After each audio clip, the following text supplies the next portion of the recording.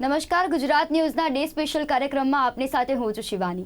આપ સૌને સૌપ્રથમ તો જન્માષ્ટમીની શુભકામનાઓ। આજે જન્માષ્ટમી વિશે વાત કરીએ તો જન્માષ્ટમી નિમિત્તે આજે દરેક મંદિરોમાં આજે ઉત્સાહ જોવા મળી રહ્યો છે અને સાથે સાથે ભક્તોમાં પણ આનંદ ઉત્સાહ જોવા મળી રહ્યો છે, કારણ કે 2 વર્ષના કોરોનાના બાદ આજે કોઈ પણ પ્રતિબંધ વગર મંદિરો અને સોસાયટીમાં આજે ભારે ઉત્સાહ જોવા મળી રહ્યો છે। ઠેર ઠેર મંદિરોની વાત કરીએ તો અત્યારે મંદિરોને સોનાના શણગારથી શણગારવામાં આવ્યો છે અને સાથે આસોપાલવના તોરણથી શણગારવામાં આવ્યા છે અને રંગબેરંગી ફૂલોથી અત્યારે મંદિરોને શણગારવામાં આવ્યા છે। અને ભક્તોની વાત કરીએ તો ભક્તો પોતાના શ્રી કૃષ્ણના દર્શનાર્થ માટે મંદિરે ગયા છે અને વાત કરીએ તો આજે 2 વર્ષના કોરોના બાદ જ્યારે આજે કોઈ પણ પ્રતિબંધ વગર જ્યારે ભક્તોને મંદિરે જઈને ભગવાનનું દર્શન કરવાનો જ્યારે લાભ મળતો હોય તો દરેક ભક્તોએ તેનો લાભ લીધો છે। અને જન્માષ્ટમીની વાત કરીએ તો શ્રી કૃષ્ણ ભગવાન કોના પ્રિય નથી, કારણ કે આપણે સૌના દિલના હૃદયમાં આપણે ભગવાન શ્રી કૃષ્ણનો વાસ રહેલો છે। આપણે દરેક જ લોકો જ્યારે પણ આપણે મુશ્કેલીમાં મુકાઈએ ત્યારે શ્રી કૃષ્ણ ભગવાનને યાદ કરતા હોય છે અને આજે એમનો જ્યારે જન્મદિવસ છે, જ્યારે રાત્રે 12 વાગે આપણે એમનો જન્મોત્સવ મનાવીશું ત્યારે અત્યારથી લોકોમાં ભારે ઉત્સાહ જોવા મળી રહ્યો છે। માત્ર ગણતરીના કલાકો બાકી છે 12 વાગ્યાને અને લોકોમાં અત્યારથી આનંદ ઉત્સાહ જોવા મળી રહ્યો છે। સવારે વહેલી સવારથી ભક્તોમાં આનંદ ઉત્સાહ જોવા મળી રહ્યો છે અને સાથે આપણે વાત કરીએ કે જન્માષ્ટમીનું શું મહત્વ રહેલું છે અને જન્માષ્ટમીના દિવસે ભગવાનની કેવી રીતે પૂજા આરાધના કરવામાં આવી રહે છે, તો આ વિશે વધુ વિગત આપવા માટે આપણી સાથે જોડાયા છે આશુતોષ આચાર્યજી। તો આશુતોષજી, તમારું ગુજરાતી ન્યૂઝમાં સ્વાગત છે। જય ભવાની। તમામ દર્શકોને જન્માષ્ટમીના શુભ પર્વની શુભકામનાઓ। જી આશુતોષજી, તો વાત કરીએ આજે જન્માષ્ટમી છે તો જન્માષ્ટમી નિમિત્તે આપણે સૌપ્રથમ વાત કરીએ કે જન્માષ્ટમીનું શું મહત્વ રહેલું છે। જે ઉત્તમ પ્રશ્ન છે કે આપણી સંસ્કૃતિની અંદર મુખ્ય 3 દેવતાઓ છે, બ્રહ્મા, વિષ્ણુ અને મહેશ। એમાં જગતના પાલનહાર તરીકે નારાયણ અર્થાત ભગવાન વિષ્ણુની આરાધના થતી હોય છે અને ભગવાન વિષ્ણુએ પૃથ્વીના ધરાના પાલન માટે, એના રક્ષણ માટે કહેવાય છે 24 અવતાર લીધા અને એમાં મુખ્ય 10 અવતાર, એમાં 8મો અવતાર એટલે ભગવાન શ્રી કૃષ્ણનો અવતાર। શ્રી કૃષ્ણ એ ભગવાનની સંપૂર્ણ 16 કલાએ ખીલેલ અવતરણ છે।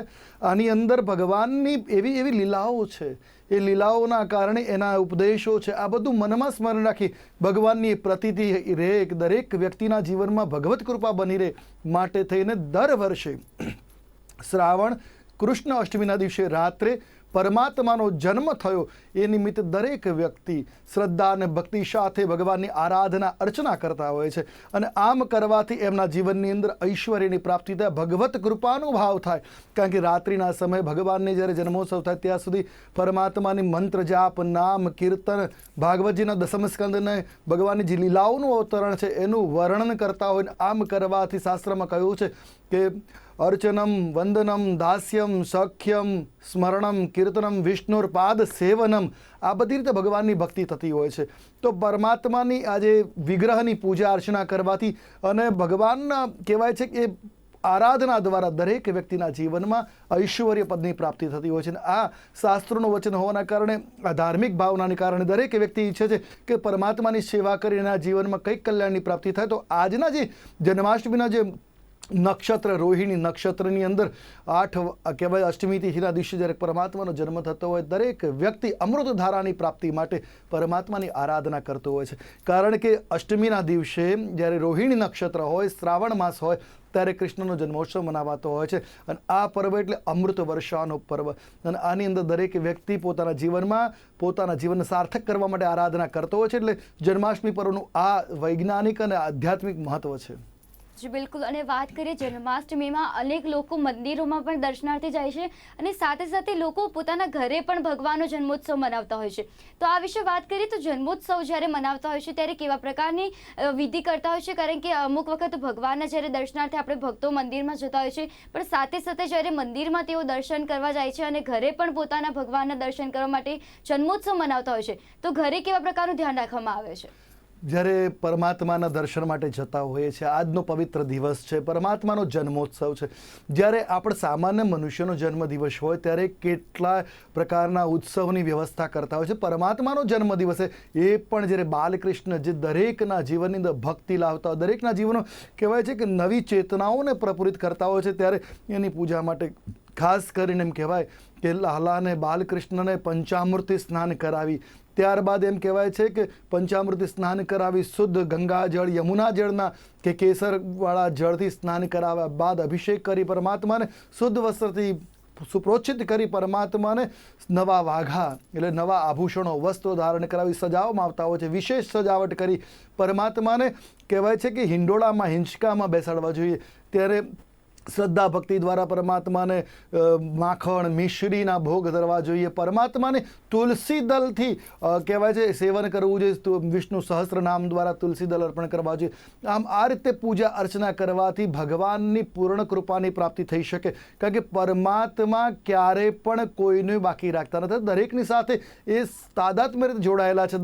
પરમાત્માની તમામ લીલાઓ દરેક વ્યક્તિના જેના ઘરની અંદર બાલકૃષ્ણ લડ્ડુ ગોપાલ વિરાજમાન છે એ શ્રદ્ધા અને ભક્તિ સાથે પરમાત્માની આરાધના કરતા હોય છે. અને આ આરાધના આ રીતે કરવામાં આવે કે પરમાત્માને પંચામૃતાથી સ્નાન કરી કેશરના જળથી સ્નાન કરાવ્યા બાદ પરમાત્માને સુંદર રીતે સજાવી, જેવું આપનું સામર્થ્ય એ રીતે સજાવી. કારણ કે શાસ્ત્રોમાં કહેલું છે કે નમસ્કાર પ્રિય ભાનુ, સૂર્યને નમસ્કાર પ્રિય છે. જલધારા પ્રિય શિવ, શિવજીને જલધારા પ્રિય છે. અલંકાર પ્રિયો વિષ્ણુ, પરમાત્માને જેટલા સજાવવામાં આવે અલંકારથી, ફૂલોથી, આભૂષણોથી જેવા સજાવવામાં આવે એ રીતે પરમાત્માને સજાવવા જોઈએ.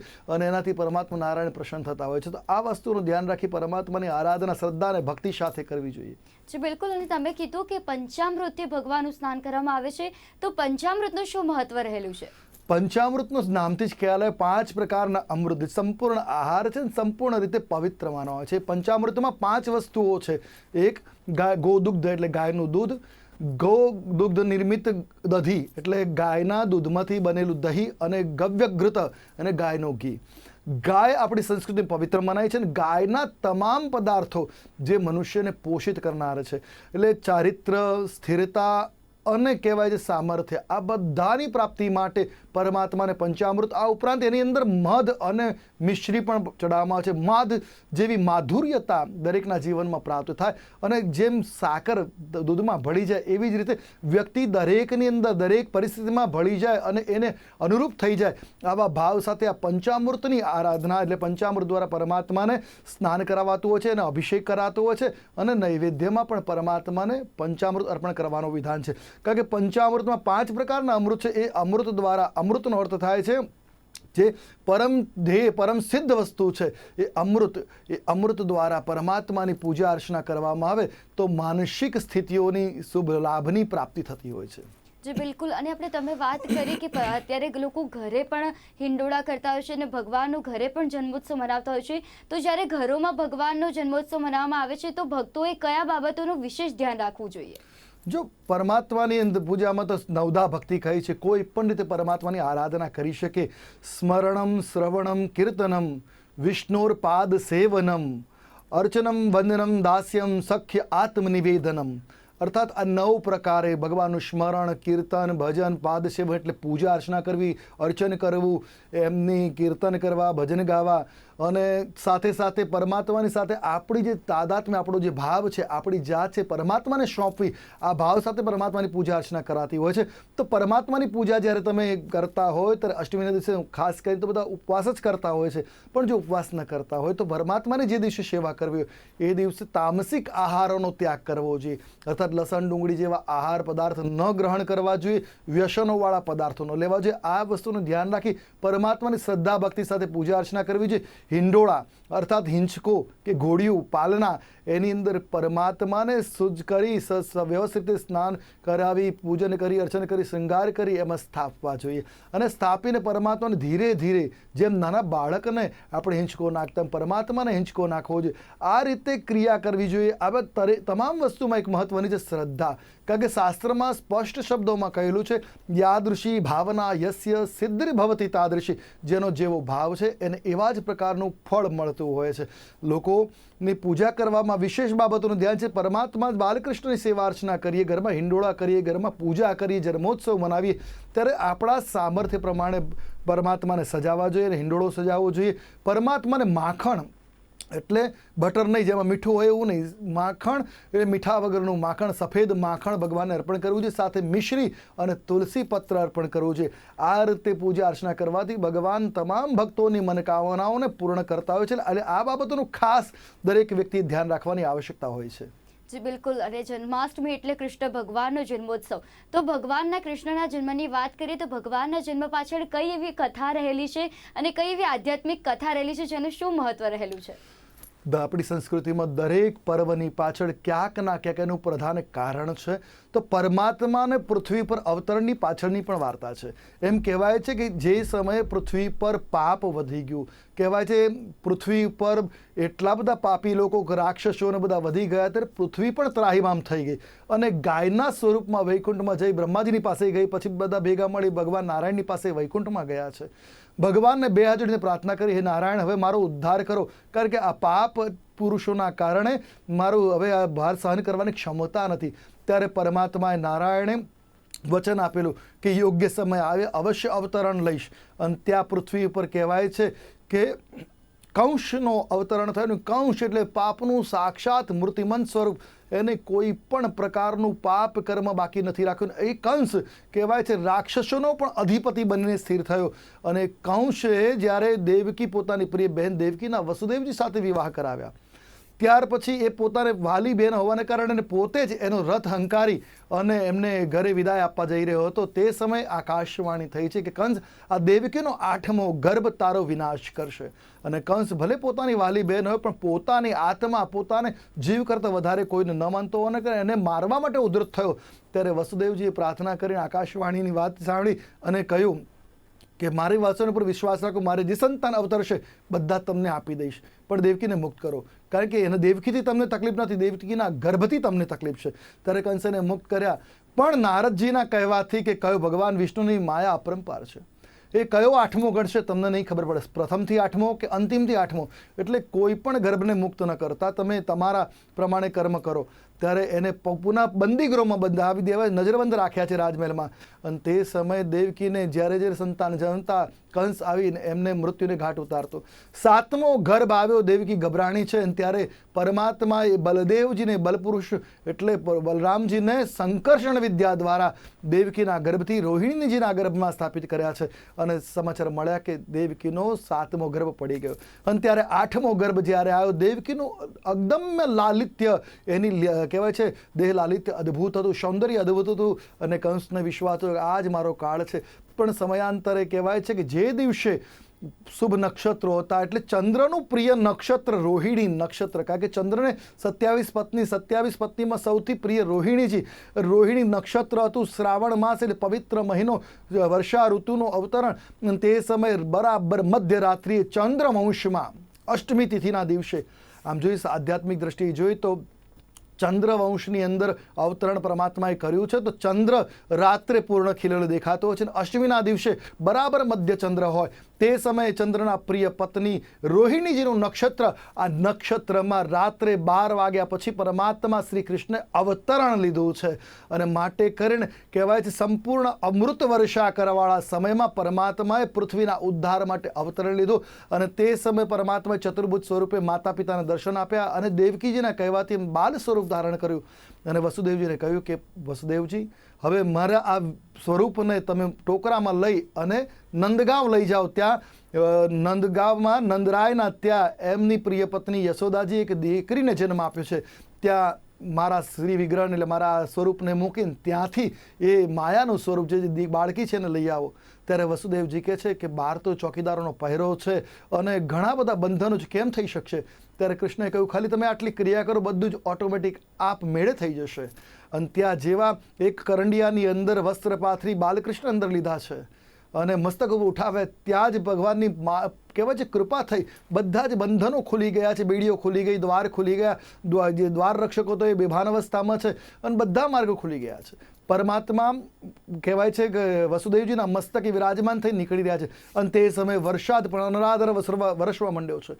પરમાત્માનો અભિષેક કરવા માટે મેઘરાજ અનરાધાર વરસી રહ્યા છે. અને ત્યાં જેવા યમુનાજીની કાંઠે આવ્યા છે, યમુનાજી પણ પોતાના પૂર ઉફાન ઉપર કહેવાય છે પૂરની સ્થિતિમાં આવી ગયા હતા.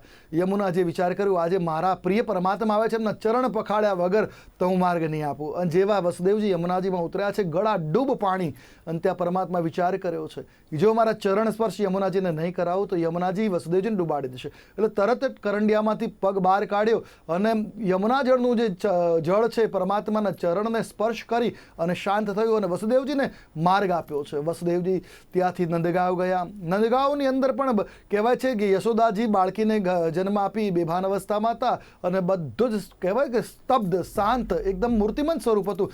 ત્યાં વસુદેવજી બાલકૃષ્ણને મૂક્યા અને ત્યાંથી એ માયાના સ્વરૂપ દીકરીને કરંડિયામાં લઈને પાછા આવ્યા છે. જેવા આવ્યા પોતાના સ્થાને કહેવાય છે બંધુગૃહમાં, ત્યાં બધા જ આવરણો પાછા બંધ થવા માંડ્યા. આધ્યાત્મિક દ્રષ્ટિએ જોઈએ તો જેને પરબ્રહ્મને મસ્તકે લીધો છે, જેને પરમાત્માને પોતાના માથે સ્વીકાર્યા છે, પરમાત્માના ઉપદેશોને સ્વીકાર્યા છે, પરમાત્માને જેને મસ્તકે ચડાવ્યા છે, જેને બ્રહ્મજ્ઞાનની સ્થિતિને પ્રાપ્ત કરી છે, એના તમામ બંધનો સ્વતઃ ખુલી જાય છે.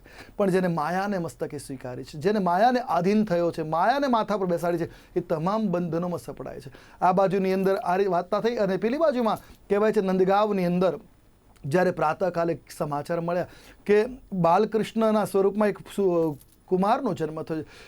આધેડ ઉંમરની અંદર જ્યારે નંદરાયજીને દીકરો પ્રાપ્ત થયો એટલા હર્ષમાં આવ્યા અને એમને કહેવાય છે અસંખ્ય ગાયોના દાન કર્યા છે. અને એટલી ગાયોના દાન કર્યા એમ કહેવાય છે 75 લાખ ગાયના દાન એમને કર્યા છે.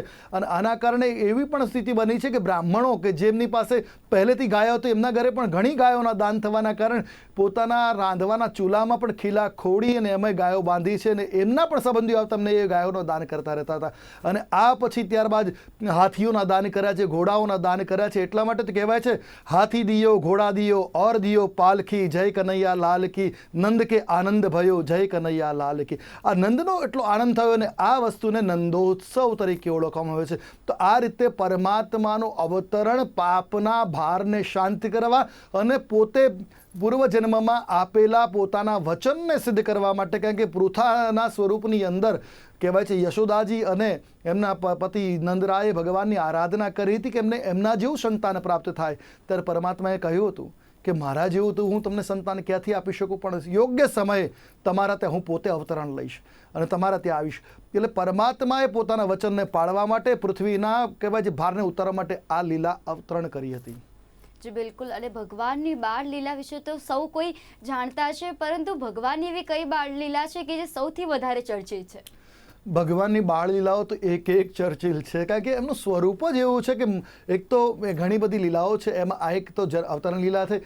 બીજા નંબરની અંદર ભગવાનની લીલાઓની વાત કરવામાં આવે જ્યારે કહેવાય છે કે પરમાત્માની માખણ ચોરી, કારણ કે એના નામે બધા માખણ ચોર ભગવાનને કહેતા હોય. ચૌર્ય વિદ્યા વિશારદ પણ ભાગવતમાં ભગવાનને કહ્યું છે. તો પરમાત્માની માખણ ચોરીની પ્રથમ લીલાની વાત કરીએ કે પરમાત્મા જ્યારે બાળ સ્વરૂપમાં જ્યારે કહેવાય છે ગોકળ ગાયની જેમ ગોઠણભર ચાલતા હતા તે સમયે યશોદાજીએ નવનીત કહેતા માખણને એક હાંડીમાં ભરીને મૂક્યું હતું અને એ કોઈ કારણસર બહાર ગયા છે કામ માટે. અને બાલકૃષ્ણ તે ઓરડીમાં ગયા અને એમને માખણ જોઈ મન થયું, માખણનો લોંદો ખાધો અને એમને વધારે પ્રિય લાગ્યું એટલે માખણ ખાધું અને થોડું લઈને આવ્યા કે કોઈ મને જોઈ ન જાય. અને જેવો એ લઈને બહાર આવે છે એમના ઘરમાં યશોદા કહેવાય નંદરાયના ઘરમાં રત્નોના સ્તંભ હતા, એમાં પ્રતિબિંબ આપણું જોઈ શકાય. બાલકૃષ્ણે પણ પોતાનું પ્રતિબિંબ એ સ્તંભમાં જોયું અને એમને લાગ્યું કે આને મને ચોરી કરતા જોઈ લીધો છે. ત્યારે બાલકૃષ્ણ સ્તંભની સામું જોઈને કહે છે કે તે મને ચોરી કરતા જોયો છે, પણ ચિંતા ના કર, મારી પાસે માખણ છે, હું તને આપું છું, મારી આ ચોરીની વાત કોઈને કરતો નહીં. અને એ પોતાની પાછળ હાથ છિપાયેલો માખણવાળો આગળ ધરે છે અને ત્યાં થાંભલામાં પણ પ્રતિબિંબમાં એ હાથ આગળ આવ્યો. એટલે પરમાત્મા કહે છે તું તો મોટો ચોર નીકળ્યો, પહેલેથી ચોરી કરીને બેઠો છે, તું તારી ચોરીની વાત નહીં કરું, તું મારી ચોરીની વાત ના કરતો, આપણે બંને માખણ ખાઈ. આ વાર્તાલાપ જે કૃષ્ણનો પોતાના પ્રતિબિંબ સાથે થતો હતો એ યશોદાજી જોઈ રહ્યા હતા અને એમને બહુ વાલ ઉત્પન્ન થયું અને પરમાત્માને તેડી લીધા છે. એમને કહ્યું કે તમને આટલું બધું માખણ ભાવે છે. ત્યાર પછી થોડું થોડું રોજ માખણ કાઢવા લાગ્યા. આ રીતે પરમાત્માની કૃપા થઈ. પણ માખણ ચોરિયા તો ઘરમાં પ્રથમ કરી, ત્યારબાદ એમ કહેવાય છે ગોપીઓના ઘરમાં, લોકોના ઘરમાં જઈ પણ એ પરમાત્મા માખણની ચોરી કરવા લાગ્યા. એ ચોરીની પાછળનું એક જ કારણ હતું, ઘરમાં એટલું બધું માખણ હતું કે એમને બહાર જવું ન પડે. પણ કેમ આ કરતા હતા કે દરેકના ઘરનો ભોગ ગ્રહણ કરી દરેકને પરમાત્મા આશીર્વાદ પ્રદાન કરવા માગતા હતા. કારણ કે આપણે પણ મંદિરોમાં જઈને પરમાત્માને અર્પણ કરીએ છીએ કે આપણા ઉપર ભગવાનની પૂર્ણ કૃપા દૃષ્ટિ થાય. એટલે ગોપીઓના ઘરમાં જે પરમાત્માની ભક્ત હતી એમના ઘરમાં જે પરમાત્મા માખણ ચોરી કરતા. અને એક સમયે ગોપીઓ નક્કી કર્યું કે આ કૃષ્ણ બધાના ઘરમાંથી ચોરી કરી દે છે, આજે એને પકડશું. અને પરમાત્માને કોઈ પકડી ન શકે, ભક્તિના તાતણા સિવાય પરમાત્મા પકડાતા નથી. એટલે કહેવાય છે પરમાત્માએ નક્કી કર્યું કે આજે તારા ઘરમાં ચોરી થશે જ અને કરી બતાવીશ, તો તારામાં તાકાત પકડી બતાવજે. અને ત્યારે પરમાત્માએ પોતાની ટોળકી લીધી છે અને ટોળકીની સાથે એ ગોપીના ઘરમાં ગયો. પણ ગોપીએ શું કર્યું કે મોટા ઘંટની અંદર શીકું બાંધ્યું છે, એટલે જેવા અંદર જાય અને ઘંટનાદ થાય ને ખબર પડી જાય તરત એને પકડી લેવાશે.